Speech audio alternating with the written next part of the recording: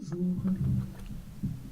Donc je m'appelle Christina et dans le petit clip d'ailleurs de Arte, il y a des coproductions qu'on fait avec Radio France. Ça résonne, non? Oui, un petit Larsen, un petit machin. À Radio France, donc Radio France c'est cette chaîne de radio. Il faut... Oh là oui, je sais ce que c'est ça. C'est Grémobile. Mais pas de son. Radio France, c'est cette chaîne de radio que vous connaissez, Info, Culture, Bleu, etc. Il y a 44 locales à Bleu. Il y a 4 formations musicales, 2 orchestres, le National et le Philharmonique, et un chœur et une maîtrise. La direction des nouveaux médias, elle a bientôt 3 ans, 2 ans et demi d'existence, dirigée par Joël Renez et moi. C'est une direction transverse, donc on a comme mission, parce qu'on est nouveau, dans une vieille baraque quand même de 50 ans, qui avant ne faisait que de la vitrine en fait sur les sites internet, c'était la vitrine de l'antenne, rien d'autre. Donc il n'y avait aucun contenu spécifique pour le web il y a 2 ans. Et donc notre mission c'est l'enrichissement des antennes et l'accompagnement des antennes dans l'univers numérique et faire de l'offre spécifique. Le cœur de métier c'est le son, ça veut dire que nous on est sur des problématiques, en fait ça ressemble à ce que font les télévisions, mais on est sur des problématiques différentes parce que sur les sites internet des chaînes, Info, Inter et autres, on retrouve déjà tout ce qu'il y a à l'antenne. Et puis on a nativement la radio et le média le plus interactif. Donc nous on fonctionne un peu à l'inverse. Ce qu'on fait là aujourd'hui en termes de contenu, ce qui s'appelle ici multi-écran, nous on a développé en fait des programmes. Je suis assez à l'aise pour dire que moi je cherche plutôt des choses sobres et linéaires parce qu'on a besoin quand on dirige ce département de 45 personnes, on a déployé 140 postes en 2 ans, enfin avec des gens en interne et externes. On a besoin de trouver des formats, certes élaborés, mais des formats et des outils qu'on puisse intégrer dans les back-office des sites pour pouvoir venir aussi du trafic. Donc c'est une première contrainte. On pourrait très bien, la première année, on a fait beaucoup de coproductions avec des sociétés de production audiovisuelle, mais c'est pas comme ça que ça marche, parce que Radio France a cette particularité d'être producteur et coproducteur, mais principalement producteur, contrairement aux chaînes de télévision qui ne produisent pas en interne.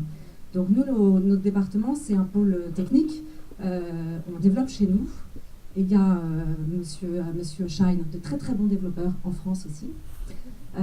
On développe chez nous, on a des chefs de projet fonctionnels, des chefs de projet techniques, une direction du marketing qui est essentielle, tout ce qui est référencement, CRM, community manager, etc. Et puis on travaille avec chacun des pôles web dans chacune des chaînes. Et voilà, donc ça c'est pour le paysage global.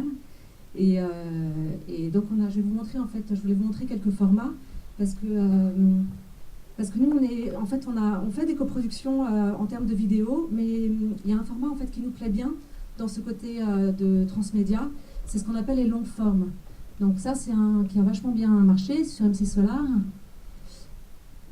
Ouais. Hop.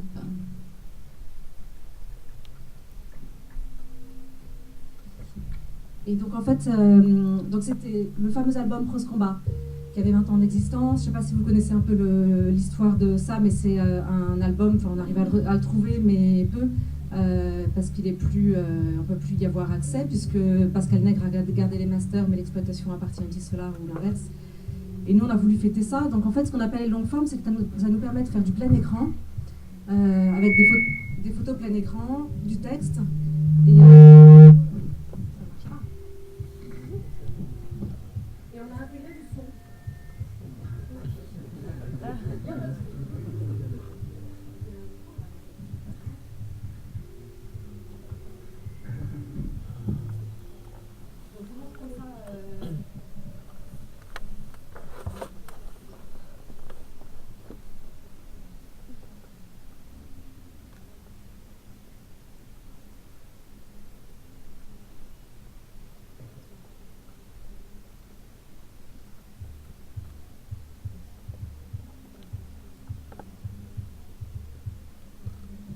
pas perdre de temps, il faudra que vous alliez voir.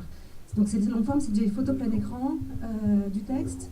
C'est à la fois sur le Move, parce qu'on a la direction du Move, qui est une vitrine numérique et une chaîne bimédia, des 20-35 ans. Et on intègre le son parce qu'on développe un site musique sur lequel on va faire des playlists associées.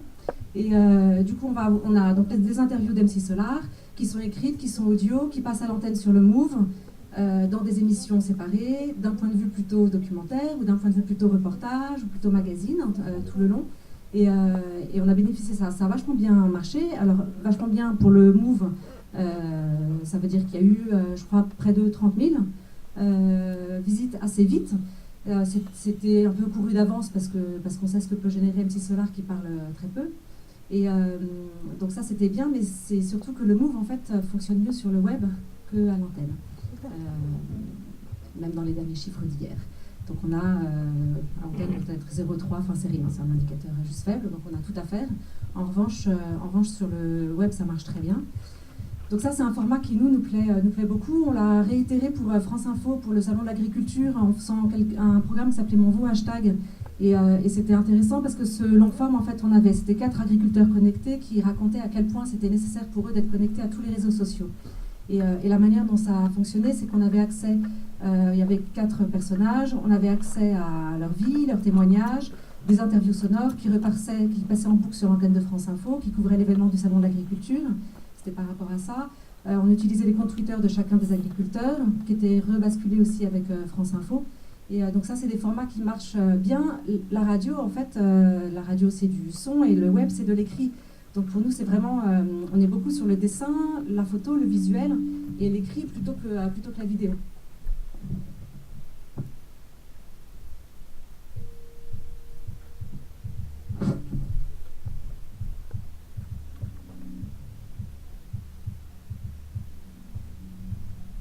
Là, je vous montre, je parle pendant ce temps, parce que vous irez faire l'expérience vous-même. Je vous montre ça parce que le mystère de Grimauville, pareil, c'est un autre programme qu'on a développé qui a extrêmement bien marché dans les 2 jours. C'est-à-dire que France Info, quand ils font une force de frappe avec de la com et tout ça, ça doit faire 8000 visites. France Bleu, même s'il y a 44 locales, on a mis un programme et ça a fait près de 30 000 dans les premières 48 heures, je crois, la première semaine. C'était il y a 15 jours. Pourquoi ? Parce que c'est un petit mystère. Il y a un monsieur à Grimauville, quelque part en Normandie, qui colle des numéros tout au long du cimetière. Des chiffres. Et donc c'est une petite enquête qui cherche à comprendre ce que sont ces numéros. Ça crée l'imaginaire, c'est l'image visible de la radio, c'est récupéré par France Bleu Caen, il me semble. Donc l'interactivité passe par l'antenne de France Bleu pour essayer de comprendre qui c'est. Il y a une enquête qui a été menée et ce qui est vachement bien, c'est que en fait on l'a pensé de manière à ce que on puisse savoir très vite la durée de ce programme. Donc là on avance, vous l'avez en bas sur la navigation. Et on voit bien que c'est assez court comme village. En gros, ça dure 12 minutes. Ce qu'on a récupéré comme statistique, c'est qu'en fait, les gens font la totalité. Ça dure 12 minutes, c'est dans un temps de bureau, on fait du responsive la plupart du temps parce qu'on a une stratégie mobile assez importante. Donc ça marche vachement bien. Ça, c'est côté web et c'est sur tablette. Ça marche sur tablette. Ça tremble un peu, mais ça marche bien. Ça marche sur les smartphones, iOS, Android. Et à l'antenne, ça marche super bien parce que du coup, c'est l'interactivité, l'enquête, le côté ludique. Donc c'est récupéré par des journaux et par des émissions. La force de frappe de la radio, elle est importante aussi pour l'antenne. Le monsieur qui colle les étiquettes, c'est un monsieur qui est un storyteller qui travaille pour toi ou c'est un vrai monsieur? Non, c'est vrai. Je suis sérieuse en plus, c'est un vrai... alors les auteurs, Charles-Henri Groux, les auteurs savent qui c'est, parce que tout à la fin, ils l'ont surpris. Ils se sont levés à 3h du matin, ils se sont cachés derrière un petit bout du cimetière. Le village, en fait, c'est un rond comme ça, le village. Il est vraiment tout petit, il y a très très peu d'habitants. Et le cimetière comme ça en rond. Et les auteurs, en fait, c'est 2 jeunes journalistes, dont l'un a des origines là-bas. Et donc ils sont passés une nuit près du cimetière et ils ont vu cet habitant. Et vous ne le voyez pas dans le programme. Et je ne peux pas vous le dire, moi je ne sais pas plus que ça.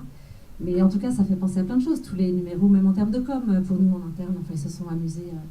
Mais c'est une bonne réussite. Ce qui me fait dire, avec vraiment grande aisance, qu'en tout cas, pour la radio, aujourd'hui, on est plutôt dans des formats comme ça, sobres, disséminables, consommables facilement, sur lesquels on peut bien communiquer et qui ont un vrai lien avec l'antenne, plutôt que tout le temps se creuser la tête à se dire comment on fait du côté de l'antenne, comment on fait du côté du web, comment on fait du côté des smartphones.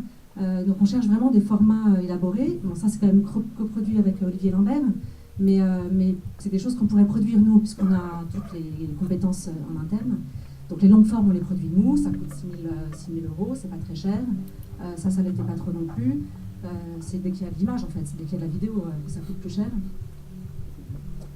qui est intéressant avec la radio, enfin je vais enfoncer une porte ouverte, mais c'est que vous, dans le monde de la radio, quand l'image vient, ça ne peut pas être une image prétexte. Parce que de toute façon, le sens, le fait d'amener les gens vient du son et vient de la magie du son. Donc quand il y a des choix d'images, on peut imaginer qu'ils sont vraiment pertinents. Oui, en fait, on a quatre images différentes. Il y a ce qu'on appelle la radio filmée de base, donc c'est toutes les caméras robotisées des émissions, des matinales.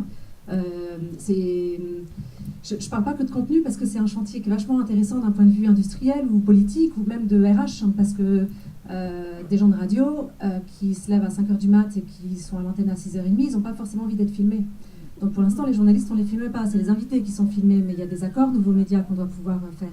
Donc j'embrasse large en fait là-dedans. Il y a quand même un contre-champ, un arrière-plan qui est intéressant. Donc la radio filmée, ce sont ces matinales. Il y a des vidéos de reportage qui sont faites par des journalistes de France Info avec leur smartphone et qu'on met comme ça. Il y a de la vidéo plus produite qu'on peut faire nous avec des moyens internes ou sinon qu'on coproduit avec des sociétés de production audiovisuelle. Et puis après, il y a à peu près 1 million qui est dédié aux captations des concerts. Le business de Radio France, ce sont les droits et c'est la musique, toutes chaînes confondues. Donc des concerts, en termes de musique, il y a 1000 titres diffusés par jour, il y a 1,7 million, je crois, de vinyles à la discothèque centrale de Radio France. Et on a à peu près 200 concerts classiques par an, et je ne parle pas de tous les concerts pop-rock et des festivals sur lesquels sont les antennes. Donc c'est un gros boulot.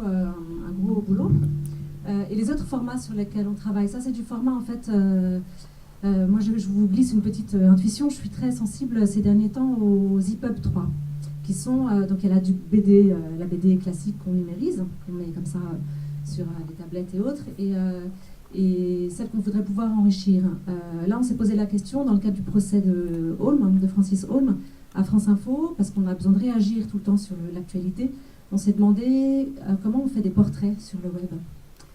Alors les gens de télévision, ils savent parce qu'ils prennent une caméra et puis ils font des portraits et des archives et ils montent tout ça et c'est très bien.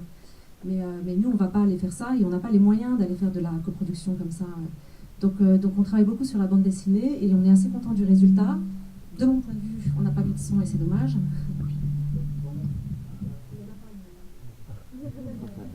Ah oui, il n'y en a pas eu. Ah, c'est programme Radio France sans son, effectivement, on arrive à des vraies réinventions. Non, mais c'est super intéressant. J'exagère, il y en a un peu, mais il pourrait y avoir.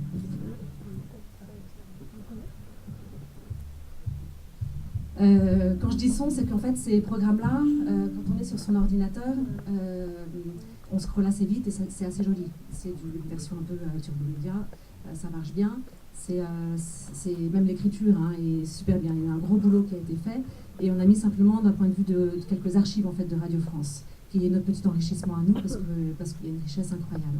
Mais on aurait pu faire une nappe sonore, on aurait pu faire des créations sonores. On est très bon pour ça. Il y a des gens super bons au sein de Radio France.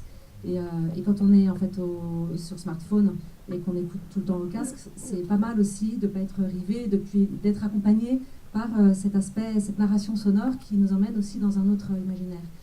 D'autant qu'on est les seuls à avoir développé au monde un site qui s'appelle Nouveau Son, NOUVOSON, qui est un site en son multicanal binaural, donc c'est le son spatialisé. Et petit à petit, là, sur les players sur lesquels on travaille, on va pouvoir faire ça un peu partout. Donc là, ce serait formidable en fait de créer une atmosphère comme ça.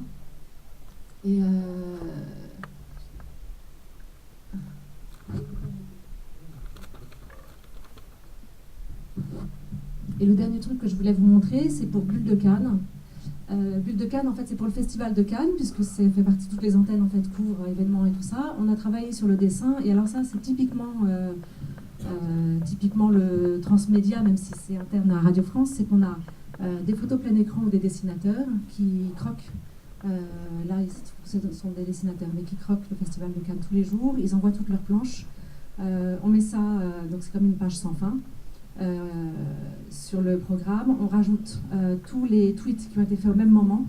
Donc on a parfois le dessin et le tweet qui correspondent quand il y a une situation particulière. Et dans les tweets, on rajoute aussi tous les sons de l'antenne. Donc il y a Béton ou d'autres pour France Inter, là c'était pour France Inter. Donc on peut entendre sur son, pareil, tablette, smartphone et sur l'ordinateur, on peut vivre le Festival de Cannes comme si on avait à la fois la radio, on était sur place, on avait des points de vue de dessinateurs et d'auteurs. Ça, c'est un format qu'on aime beaucoup, en tout cas pour les événements importants. On l'a fait pour les présidentielles, on l'a fait pour Tahrir, on l'a fait pour les élections américaines. Donc ça donne ça. C'est vrai que graphiquement, c'est vraiment somptueux, quoi. Les dessinateurs qui s'y sont collés, là, c'est un régal. Hein. Bah le dessin, honnêtement, puis tout ça a des liens, tout ça apporte du trafic. L'enjeu aujourd'hui pour Radio France, on pourrait faire plein de choses. Déjà, on a un volume conséquent, mais on a 7 chaînes. Donc c'est pas rien. Cette chaîne, c'est 7 lignes éditoriales qui n'ont rien à voir. Il y a des chaînes thématiques musicales comme FIP ou le Move. Là, on peut avoir plus de liberté, si ce n'est qu'on gère un peu la question des droits musicaux. Mais pour France Info, ils sont pas du tout. Le temps du web et le temps de la radio est tellement différent. Moi, je viens de la production. Alors, parfois, je suis un peu pas surprise, mais c'est difficile à avaler. Par exemple, la Coupe du Monde, c'est dans 2 mois. Si on veut faire un truc bien, il faut le faire maintenant. Mais les gens de radio, la Coupe du Monde, à part savoir qui ils envoient, mais ils peuvent même changer la veille leur plateau. Donc il faut qu'on trouve une complémentarité et un enrichissement, parce que c'est de ça dont il s'agit. C'est pas du bonus ni rien, c'est un enrichissement qui est un programme en soi, mais qui doit être intégré aux pages et aux sites. Et voilà, donc on a les municipales, c'était pareil. Je pense qu'on l'a évoqué au mois d'août, en septembre, en octobre, en novembre, et c'est fin novembre qu'il y a eu déjà un début d'idée des chaînes, parce qu'on ne peut pas faire sans elles. Donc c'est vachement intéressant de travailler là-dessus. Ça nous oblige à non pas travailler vite et mal, mais à devoir trancher assez vite, de trouver les bons outils sur lesquels on peut travailler. Donc là, on développe beaucoup d'outils à l'intérieur des back-office pour faire des walls, des visionneuses, des timelines, enfin, qui permettent d'avoir de l'autonomie dans les chaînes. Parce que, encore une fois, on est producteur. Donc dans les pôles web, il y a un chargé d'édition, un responsable de pôle web qui va faire lui-même ça, par exemple. Enfin, il y aura juste les dessinateurs, mais il le fabriquera lui-même. Donc on est dans une économie qui est très différente de la télévision. On a en éditorial, en tout cas, on a à peu près 2 millions par an. Et c'est séparé avec 1 million sur la vidéo. Et le reste, c'est principalement de la production de contenu et sinon de l'achat de données, parce qu'on met plein de photos et sur tous les sites, et qu'il y a 44 locales à Bleu, donc il faut les nourrir. Voilà, en gros, notre activité. Merci infiniment, Christian. On peut t'applaudir.